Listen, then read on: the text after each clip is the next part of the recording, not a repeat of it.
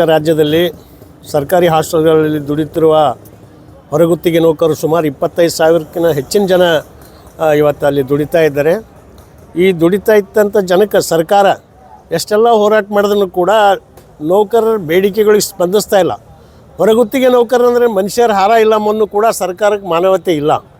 ಇವತ್ತು ಹೋದ ವರ್ಷ ನಮ್ಮದು ಸ್ಯಾಲ್ರಿ ಟೇಕ್ ಹೋಮ್ ಸ್ಯಾಲ್ರಿ ಜಿಲ್ಲಾ ಕೇಂದ್ರದಲ್ಲಿದ್ದವರಿಗೆ ರಾಜ್ಯ ಕೇಂದ್ರದಲ್ಲಿದ್ದವರಿಗೆ 16,600 ರೂಪಾಯಿ ಟೇಕ್ ಹೋಮ್ ಸ್ಯಾಲ್ರಿ ಇತ್ತು. ಅದು ಸ್ಯಾಲ್ರಿ ಈ ವರ್ಷ 14,600 ಮಾಡ್ಯಾರ. ಅದು ಯಾಕೆ ಮಾಡಿದ್ರು ಜೋನ್ 1, 2, 3, 4 ಅಂತ ಜೋನ್ ಮಾಡಿಬಿಟ್ರೆ ಹಳ್ಳಿಗಳು ಬೇರೆ, ತಾಲೂಕು ಬೇರೆ, ಜಿಲ್ಲಾ ಬೇರೆ, ರಾಜ್ಯ ಬೇರೆ 4 ಜೋನ್ ಮಾಡಿ ಉಲ್ಟಾ 2,000 ಸ್ಯಾಲ್ರಿ ಹೆಚ್ಚಿಗೆ ಮಾಡ್ಯಾರ, ಕಡಿಮೆ ಮಾಡ್ಯಾರ. ಅದಕ್ಕಾಗಿ ನಾವು ಹೇಳ್ತೇವೆ ಈ ರೀತಿ ಅನ್ಯಾಯ ಮಾಡೋದು ಸರಿಯಲ್ಲ. ಎಲ್ಲರ ವಸ್ತುಗಳ ಅಗತ್ಯ ವಸ್ತುಗಳ ಬೆಲೆ ಏರಿಕೆ ಗಗನಕ್ಕೆ ಹೋಗ್ಯದ. ಇವತ್ತು ಬಡತನದಾಗ ಇವ್ರು ಏನೋ ದುಡಿತಾರಂದ್ರೆ ಎಲ್ಲೋ ಇವ್ರಿಗೆ ಸ್ಯಾಲ್ರಿನೂ ಕೂಡ ತಿಂಗಳ ಆಗಲ್ಲ. 4 ತಿಂಗಳು, 5 ತಿಂಗಳು, 6 ತಿಂಗಳು ಒಯ್ತಾರೆ. ಹೀಗಾಗಿ ಇವ್ರು ಎಲ್ಲೋ ಸಾಲ ತೊಗೊಂಡು ಬದುಕು ನಡೆಸ್ತಾರೆ. ಆ ಸಾಲದ ಬಡ್ಡಿ ಕಟ್ಟೋದ್ರಾಗೆ ಎಷ್ಟೋ ಮಂದಿ ಇವತ್ತು ಪರೇಶಾನರ. ಅದಕ್ಕಾಗಿ ನಾವು ಹೇಳ್ತೇವೆ ಸ್ಯಾಲ್ರಿ ಈಗ 4 ವರ್ಷ ಹಿಡಿದು ಹೆಚ್ಚಿಗೆ ಮಾಡಿಲ್ಲ ಸರ್ಕಾರ. ಅದಕ್ಕೆ ಕನಿಷ್ಠ 31,000 ರೂಪಾಯಿ ವೇತನ ಕೊಡಬೇಕು. ಇವತ್ತು ವಿಶ್ವಸಂಸ್ಥೆ ಹೇಳಿದೆ ಪ್ರತಿಯೊಬ್ಬ ಕಾರ್ಮಿಕ ಯಾರೇ ಇರಲಿ, ಒಬ್ಬ ಕೂಲಿ ಮಾಡೋನು ಬದುಕಬೇಕಾದ್ರೂ ಒಂದು ದಿನಕ್ಕೆ 1,750 ರೂಪಾಯಿ ಬೇಕು ಬದುಕಿಗೆ ಅಂತ ಹೇಳಿದೆ. ಆದರೆ ಇವರು ಇದ್ದಿದ್ದಲ್ಲೇ ಕೊಡ್ತಕ್ಕಂಥ ಸ್ಯಾಲ್ರಿಯಲ್ಲೇ ಕಡಿಮೆ ಮಾಡಿ ಇವತ್ತೆಲ್ಲರಿಗೆ ಸಮಸ್ಯೆ ಮಾಡಿಬಿಟ್ರು. ಅದಕ್ಕೆ ನಾವು ಕನಿಷ್ಠ 31,000 ಬಾಕಿ ವೇತನ, ಒಂದು ವೇತನ ಕೊಡಬೇಕು, ಕನಿಷ್ಠ ವೇತನ ಕೊಡಬೇಕು. ಮತ್ತು ವಾರಕ್ಕೊಂದು ರಜೆ ಕೊಡಬೇಕು.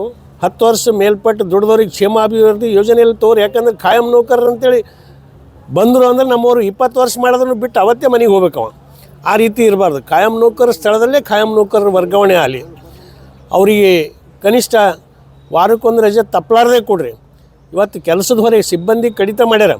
ಸಿಬ್ಬಂದಿ ಈ ಹಾಸ್ಟೆಲ್ ಹುಟ್ಟಿದ ಮ್ಯಾಗ 40 ವರ್ಷ ಹಿಡಿದು 5 ಜನ ಅಡುಗೆ ಸಿಬ್ಬಂದಿ ಇರ್ತೀರಿ 100 ಮಕ್ಕಳಿಗೆ.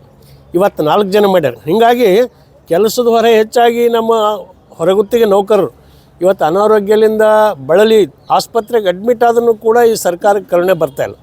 ಸಿಬ್ಬಂದಿ ಕಡಿತ ಮಾಡಿದ ಆದೇಶ ವಾಪಸ್ ತೊಗೋಬೇಕು ಅಂಥೇಳಿ ನಮ್ಮದು ಹೋರಾಟ ಈಗ ಎಲ್ಲ ಜಿಲ್ಲಾ ಕೇಂದ್ರದಲ್ಲಿ ಜಿಲ್ಲಾಧಿಕಾರಿ ಕಚೇರಿ ಮುಂದೆ ನಿರಂತರ ತಿಂಗಳಾನುಗಟ್ಟಲೆ ಹೋರಾಟ ಮಾಡ್ಬೇಕಂತ ತೀರ್ಮಾನ ಮಾಡಿದೆವು ರಾಜ್ಯದಲ್ಲಿ. ಅದಕ್ಕಾಗಿ ನಮ್ಮ ಗುಲ್ಬರ್ಗ ಜಿಲ್ಲೆಯಲ್ಲಿ ಕೂಡ ಇದೇ 20ನೇ ತಾರೀಕು ಮುಂಜಾನೆ 11 ಗಂಟೆಗೆ ಜಿಲ್ಲಾಧಿಕಾರಿ ಕಚೇರಿ ಎದುರು ನಮ್ಮ ಹೊರಗುತ್ತಿಗೆ ನೌಕರ ಧರಣಿ ಪ್ರಾರಂಭ ಆಗ್ತದೆ. ದಿನನಿತ್ಯ ಒಂದು ತಾಲೂಕಿದವರು ಆ ಹೋರಾಟದಲ್ಲಿ ಭಾಗವಹಿಸ್ತಿರ್ತಾರೆ. ಅದು 1 ದಿನ 2 ದಿನ ಅಲ್ಲ, ತಿಂಗಳಾನುಗಟ್ಟಲೆ ಹೋದ್ರೂ ಕೂಡ ನಮ್ಗೆ ಕನಿಷ್ಠ 31,000 ರೂಪಾಯಿ ಈ ವೇತನ ಕೊಡೋವರೆಗೂ ಕೂಡ ಈ ಹೋರಾಟ ನಡೆಸ್ಬೇಕಂತ ನಾವು ತೀರ್ಮಾನ ಮಾಡಿದೆವು. ಅದೇ ರೀತಿಯೇ ಇಡೀ ರಾಜ್ಯದ ಎಲ್ಲ ಜಿಲ್ಲೆಯಲ್ಲಿ ಕೂಡ ಹೊರಗುತ್ತಿಗೆ ನೌಕರರು ಕನಿಷ್ಠ ವೇತನಕ್ಕಾಗಿ ನಿರಂತರ ಹೋರಾಟ ಮಾಡಿ ನಾವು ಜಯ ಸಿಗುವವರೆಗೂ ಕೂಡ ಹೋರಾಟ ನಡೆಸೋಮಂತ ಈ ಒಂದು ಮಾಧ್ಯಮ ಮೂಲಕ ಎಲ್ಲ ಹೊರಗುತ್ತಿಗೆ ನೌಕರರಲ್ಲಿ ವಿನಂತಿ ಮಾಡ್ತೇನೆ. ಎಲ್ಲರೂ ಭಾಗವಹಿಸ್ಬೇಕಂತೇಳಿ ಎಲ್ಲರಿಗೆ ವಿನಂತಿ ಮಾಡ್ತೇನೆ. ಸರ್, ಏನು ಬಿಜೆಪಿ ಸರ್ಕಾರ